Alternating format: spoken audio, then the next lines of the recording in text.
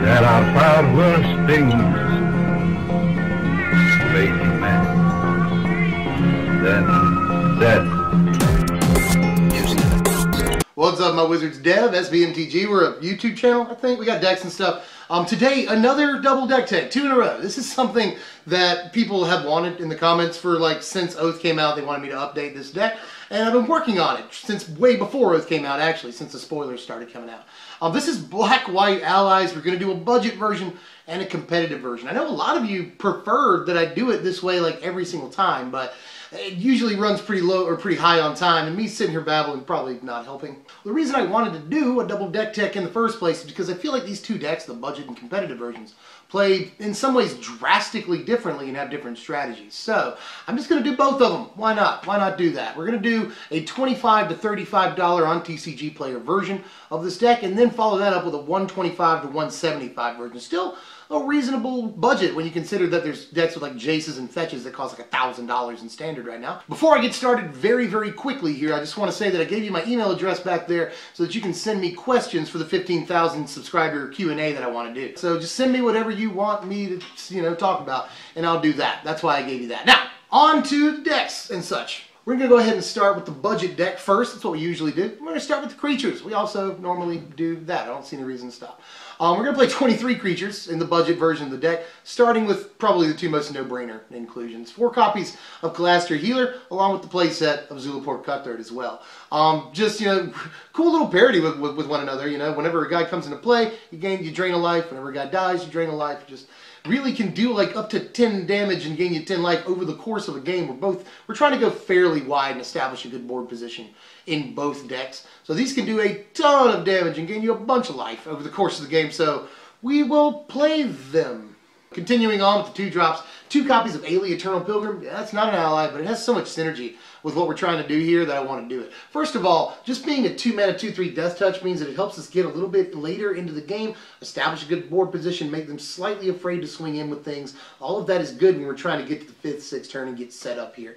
So that's very important in and of itself. Now, the fact that it can gain us life is really good in this deck. Sorry for the 3 Aire decks in a row. This isn't an Aire deck, but 3 decks with Aire in them in a row. It's fine. I love Orzhov. I hope you guys too. It's my favorite guild. Finish off the 2-drops here. 3 copies of Serene Steward, which you could play 4 copies of, but I don't necessarily want all of them. It's not like it's the weakest 2-drop ever. It's a great 2-drop. There'll be turns where we gain a life 2 or 3, maybe 4 times in that turn. So Serene Steward can be really good. It's just very mana intensive, So, I don't want to play the full 4, but you could if you wanted to. Still a very important creature for what we're doing in the deck. Just the 1 copy of Drana Liberator of Malakir in the deck, mostly for budgetary concerns, but it hasn't been that much of a thing. If we could play 2 copies, I would probably suggest playing 2 copies, but we don't attack all the time. We've got Captain's Clause that requires us to attack, but a lot of times we don't really care if we lose the guy that Creator's Clause is equipped to when he attacks, so long as he makes an ally and triggers all of our other things. So it's not like, we're not attacking for damage a lot of the time. We just want to establish board position, stall out, and win with drains. So Drana isn't necessarily amazing, but she's another way of buffing our guys and another way of ultimately winning the game. It's always good to have that, and I think it's worth $4 to $6 to include her in the deck. 2 copies of Lantern Scout in the deck. It's not as integral to our strategy as it looks. Obviously, this is drain and gain allies. We want to gain life. Lifelink looks good, but like I said with Drana, we're not swinging in all the time or anything, and Lantern Scout is only really desirable when we intend to swing in, So Lantern Scout's been good, don't get me wrong, especially with Cliffhaven Vampire. Really good synergy with that. But on the other hand, there are better cards we can play for the sort of strategy that I outlined a second ago. We want to establish board position, stall out, win with drains. And this is just a fairly offensive card because we're never going to need the lifelink on our opponent's turn. That'd be sweet if we did, but it's just not going to happen. So it loses a little bit of its relevance, but it's still a card that we want to play at least the 2 copies of. 4 whole copies of Drana's Emissary in the deck. It started off as a 2 of, quickly became a 4 of. The card sets up a lot of things for us before we even draw a card for the turn. That's awesome, I'll outline some of those things here in just a second, but Drana's Emissary, just really stable, reliable life gain once a turn. That's good, Doesn't cost too much or anything. Just see, it's a fine card. And you could take out 1 copy and put in that 4 Serene Steward or a 2nd Drana if you were so inclined, but I really liked having 4 copies of this. It gets really good once you have multiples out. and 3 copies of Cliffhaven Vampire to finish off the creatures in the deck. For what we're trying to do, set up board stalls, drain for the win, this is very, very good. Blocks very, very well. Blocks, Manus Rider, Hangerback Walker tokens, a few other things that fly, very, very, very well. It doesn't die at least. And all the little incremental life that we're gaining every single turn, the card's really good with that. It's basically doubling the damage we deal off of draining life. And that's awesome, if it sits on the board for more than a turn or two, it's going to end up dealing like 6 or more extra damage. The card is fantastic. I'm serious. It turns out I love Cliffhaven Vampire. 5 spells in the deck, and they're all removal. We're playing 3 copies of Grasp of Darkness and 2 copies of Stasis Snare. Like I said in the Turbo Ailey video, we're gaining a lot of life, and we want some removal so that we can sustain that life total without having to expend chump blockers and stuff like that. Grasp of Darkness is really, really good early games. Fantastic early game card. And Stasis Snare takes out like literally everything late game at instant speed. Well, creatures, everything late game. So I think it's really important to play some removal, and this is probably the best options available to us. 4 copies of Retreat to Emeria. Almost every token deck in the format plays a playset of this card now. Because it's so good, everyone's learned how amazing it is. It's like a mini Gideon, But the good thing about it is that it turns turns where you just draw a land and you don't want to into a profitable turn. 4 Captain's Claws in the deck. We're going super wide in this deck. Just another way to go wide. We want the hell out of this card. 24 lands in the deck. The base won't cost you that much. You're not playing any fetches or any junk like that. So really reliable mana base. I probably wouldn't change it too much. Blighted Step has been freaking amazing. Here's the sideboard for us, and there's probably not too much I have to go into here. It's just a lot of standard staple removal and stuff like that. But the Duress are in there. We have to play all those copies of Duress because our worst nightmare is mass removal, sweepers. And there's a ton of them in the format. Radiant Flames, Flame Tendrils, Languish, Planar Outburst, and even more than that, So we definitely want, Kozilek's Return, Crux of Fate. So we definitely have to be able to do something about sweepers. Duress is probably our best bet there. Our best butt.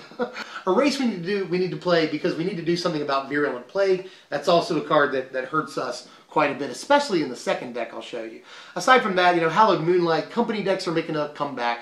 The first 3 weeks of Standard, we've seen Bant Company place very high twice. We've seen Abzan Company place high. So Hallowed Moonlight will help out against that. Palace Siege might look weird. This is actually a fantastic card. Almost want to put it in the main deck. It either gets an ally back for us every turn, that'll make triggers, or it gives us, life gain, life drain every single turn. That'll also create triggers with Cliffhaven Vampire and Serene Steward. So the card's been really good, and I could actually see it maybe making the main deck, but I wouldn't want to play a bunch of copies of it. And here are the power rankings for the deck. A final score of 59, pretty good for a fairly cheap budget deck, And if you added the Drana, it might go up a point, due to offense going up a point. So maybe I can see that. The deck is really, really fun above all else. Especially once we establish our board position, we can do crazy stuff. Let me take you through a typical turn sequence late into the game. And this has happened a lot. I was going to say more than once. It actually happens kind of a lot once you're able to set up. You untap all your guys, your Drana's Emissary goes off during your upkeep. At that point, you can put a +1/+1 counter on a guy with Serene Steward. You'll deal the damage with Cliffhaven Vampire. You'll draw your card. You'll play a land. Sometimes that will activate your retreat or trigger your Retreat to Emeria. You'll get an ally token. That will trigger your Calastria Healer, thus triggering Serene Steward and Cliffhaven Vampire again. At that point, we can declare our attack steps, swing in with a guy, equipped with Captain's Claws, and then we'll get another ally. That'll trigger Calastria Healer again, and thus also trigger Serene Steward and Cliffhaven Vampire. Like, these things happen, and they build upon one another all in one turn. It just reaches critical mass very, very quickly once we get set up. 5th, 6th turn, we've got the Vampire out, we've got a Healer out, a couple of other cards, But that's why we hate sweepers as much as we do. We really, really hate running up against sweepers. That's our #1 problem, because they don't allow us to remain set up. It's a huge issue for us. So if your local LGS is sort of, high on control and sweepers and stuff like that, I might not recommend this deck out of hand. But if it's not filled with a lot of aggro, especially, or filled with some mid-range decks, this is a great choice because we'll reach the mid-game, we'll achieve, some form of stall, and then we'll usually be able to win out you know, within a couple of turns off of drains. Aggro will drastically slow because of our life gain. In mid-range, we'll have some big guys. We have some removal to deal with that. We have chump blockers, and there are situations where when we chump block, it sets off Zulaport Cutthroat. That triggers everything else. So, you know, just swinging in even becomes a pain for them. So the deck is incredibly fun against certain decks, but does suffer against others, like every deck. But fun is the key here. If you like big, long, complex strings of activations and triggers, this is the one for you. Very, very fun deck. Let me move on to the competitive deck. Like I said, it'll cost you under $200 at maximum to make this deck, and most of that money is in the Gideons. But let me go ahead here and tell you that we're playing at least 1 or 2 common bonds between the decks. 4 of those, or at least 8 of those, being Calastria Healer and Zulaport Cutthroat. Full play sets of those just like the first deck. This is really the only thing we're doing in the way of gaining and draining, you know. We don't have Emissary, Serene Steward, Cliffhaven Vampire. Not in this deck. We're mostly attacking for the win in this deck. But, just like the first deck, these can deal a ton of damage and gain you a bunch of life over the course of the game. So I'm still going to play them because in this deck, we're more focused really around tokens. And they're all of our tokens that come into play are all allies. So they activate Calastria Healer when they die. They trigger Zulaport Cutthroat. So yeah, I do still want to play playsets of these. Our only other creature in the deck, this is where things deviate fairly wildly, are 2 copies of Drana. Drana much better in this deck. Like I just said, we're going super wide. We're swinging in for damage this time. So Drana just becomes instantly much better. This is actually one of 3 different buff all of our guys effects that we have in the deck, and with how wide we're going, that just gets ridiculous. So yeah, Drana is, I think, a must play in this version of the deck, but that's all 10 creatures right there. Well, if it's only got 10 creatures, how is it an allies deck? Like I said, bunch of cards create tokens for us. Now, it's going to deviate even more wildly, but stick with me. I've been testing this deck. It's changed a lot over the course of the last month or 6 weeks. And this is what I've landed on that has been the most successful. So bear with me and trust me. I've brought you a lot of good stuff before. I don't intend to lead you wayward now. We're playing 14 enchantments overall in this deck. Don't freak out yet, let me explain. We're playing 4 copies of Oath of Gideon, which is sort of like another creature drop. Creates 2 allies, triggers Calastria Healer. That's really good. When those allies die, they trigger Zulaport Cutthroat, you know. Really, when any creature dies, trigger Zulaport Cutthroat. They die pretty easily as chump blockers. Not only that, but we're obviously playing Gideon, like I've said in the deck. The card works so well with Gideon, you know. It gives him an extra point of loyalty, allowing you to use his emblem the turn he comes into play and keep him on the battlefield rather than him dying from 0 loyalty. So, just all around great card here. We need the blockers, we need the triggers off of Calastria Healer, and just works so well with Gideon. Yes, totally. We're also playing the by now standard playset of Retreat to Emeria. If you have multiple copies of this out, things get pretty freaking sick, like immediately. This card is great, and on some turns, if you have multiple copies, it's like way better than even Gideon. So just another Anthem effect, creates allies that sets off, you know, Calastria Healer. So just, yeah. And some removal to round out all those enchantments. There's 14 of them. 3 copies of Silk Wrap, 3 copies of Stasis Snare. We need a little bit of removal, just like the first deck. Silk Wrap helps us out in the early game, and Stasis Snare in the later game. At instant speed, all of this is good. Removal's great. We should probably do it. A total of 8 artifacts in the deck. There are no just like normal spells. No instants, no sorceries, just enchantments, artifacts, and creatures in this one, guys. And those 8 artifacts, we're going to start with 4 copies of Captain's Claws. Just like the first deck, the card is extraordinarily potent, you know. Swinging with a guy, you get a guy. That's good. We're doing a lot more swinging in this deck, which makes it mostly more relevant, you know. We don't get, like, when Calastria Healer triggers off of the creature, off the token, we won't get triggers off of, you know, Cliffhaven Vampire or Serene Steward. But still, very important because of how much swinging in we plan to do in the deck. Captain's Claw is just another way of making tokens and going wide. Let's play it. I have moved the 2 copies of Stoneforge Masterwork from the board of the first deck into the main of this deck. Again, we're swinging in a lot more. We're making a lot more tokens in this deck thanks to Gideon and his Oath. So, yeah, we can usually get, you know, a giant bonus off of this. The biggest buff I've gotten off of Stoneforge Masterwork was +12/+12. That has happened. But you can usually count on, you know, +3/+3/+4/+4, and maybe even a little bit higher than that. Reliably in this deck. So Stoneforge Masterwork has been really freaking good. I know I keep saying that about a lot of these cards, but the decks are just so synergistic with, you know, the different themes that they're playing, that's all you can say about some of these is like, hey, look at this no-brainer thing we definitely play. To finish off the artifacts, they're all equipment. 8 artifacts, all of them equipment. We're playing 2 copies of Helm of the Gods. What a weird card, right? Like I said, though, 14 enchantments, and I have gotten as much as +5/+5 off of Helm of the Gods, all for an investment of 1 to cast, 1 to equip. couldn't be any better, you know. I've had people that have played against the deck, or at least seen my concept for the deck, tell me that, you know, I should run 4 Helm of the Gods in the deck. I don't know if it's there yet.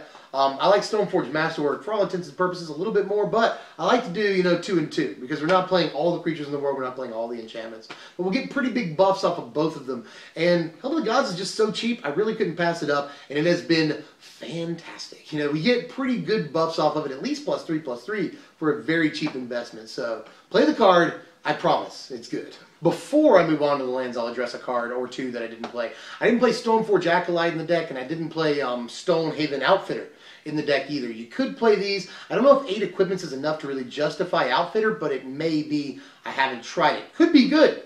Could be good. Haven't tried it. Been mostly going with tokens, you know, that theme in the deck. And Stoneforge Acolyte, I also think you could play. I just don't know what to take out. But I'd like to play maybe a 2 of Acolyte in the deck because we could easily get its cohort and get some amazing equipment off of it. So I could see playing Acolyte, but I haven't made the slots yet because I have no clue what to take out of the deck. Help me out with that if you feel like it. Here's the mana base for the competitive deck. You'll notice right away that it's the exact same mana base. Blighted Steppe is still really good in this deck, even better because of all the tokens that we're making. Just trust me, we're making a ton of tokens. Aside from that, we don't have to go crazy with a bunch of fetches and like, here's a way that we can fetch up a green source that has a white source attached to it if we play this fetch land. We don't have to do that. The deck is perfectly reliable with this mana base right here. Here's the sideboard for this version of the deck. You'll notice it's not really that much different, you know. We're just not playing Stoneforge Masterwork. There's a couple other things. Palace Siege isn't in this sideboard, you know. But aside from that, we still need all the duresses. They're just incredibly good against the sweepers that we hate as much as we do. I've mostly just used the opportunity to put Transgress the Mind in this sideboard. And we could put it in the first sideboard too, because it's also good against all the sweepers in the format. So if you want to put it in the first deck, you could probably do that too.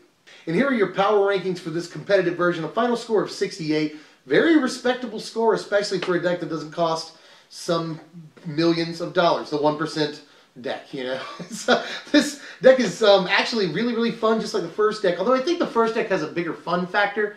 This deck doesn't have the complex strings of the first deck, but it's still more reliable on the whole, I would say. A little bit more resilient, plays some more powerful cards, you know, gets way wider in the scheme of the game. So there's definitely different philosophies at play here, you know. All depends on what you want to do. You want to go wide and swing in with a million guys? Let's play the competitive version. You want to gain all the life and get into these awesome strings where this triggers, so that triggers, so that triggers, so that triggers. Play the first deck. They're both perfectly viable in my opinion, although the second deck is probably a smidge more powerful. I say a smidge by 9 points more powerful. That is all I have for now. I get to get into some stuff that I'm really excited about making coming up here soon. I want to make Bant Company. I want to make Omnath. I know a lot of people want me to make that too. And a few other decks. Sphinx's Tutelage, something I'm excited about and been working on super hard. So let me know what you want to see. As usual, anything is fair game for me. Well, yeah, pretty sure that's it for now. If you enjoyed the content, as usual, smash the like button. It takes 2 seconds and really helps me a lot, both emotionally and with my YouTube status. Share the video. That's always cool. I know a lot of people don't do it, but it's awesome when you do it. Really, that helps me out more than like anything. Comment. That really helps me out mentally more than anything. And then sub, because that's just really a nice thing to do. I know a lot of people don't sub to YouTube channels. I get that. I understand, but it really mean a lot to me if you did. But in any case, you know, I'm Dev from SBMTG. Thanks for watching my wizards. Sincerely, thank you.